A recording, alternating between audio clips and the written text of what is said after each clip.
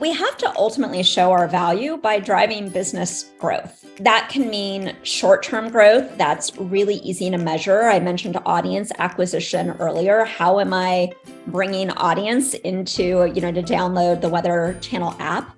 But then also, I think it's longer-term value. We have to play the long game and show our value and how we're driving brand health, how we're driving relevancy. And I would describe all of those things like that's the what. But I think equally important, Joe, is how we're driving the value, how we show value and how we show up every day. How do we collaborate with our product teams? How do we collaborate with our sales teams by being customer facing and anticipating their needs? And the team has worked really hard to earn the respect of our cross-functional peers.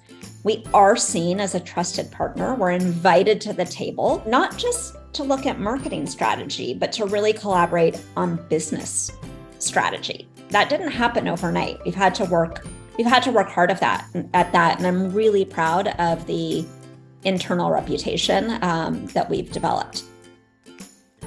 When we do things that are just really noticeable and turn the dial, it kind of speaks for itself. But we do I think a pretty good job of internal marketing, right? Of just constantly putting the progress in front of people. And, whether it's a company-wide email, whether it's through town hall style meetings, just constantly showcasing the progress. The good news with marketing is people are always eager to see what you got cooking. It's an innately sort of sexy, exciting arena.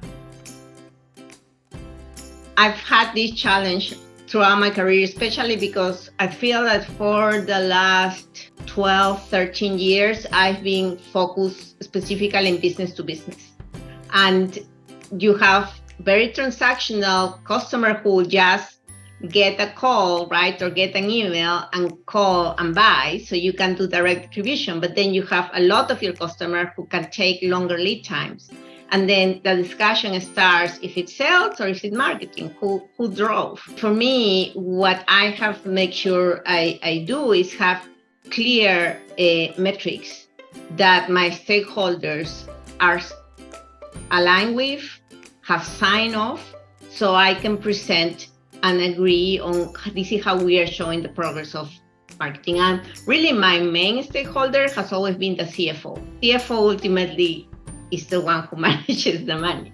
So I think that building that relationship and having clear metrics versus just talking the marketing pretty things and the fluff, and the colors and all that part that we as marketers love, it's important to speak their language in order to get their alignment and in order for them to see the progress of your program.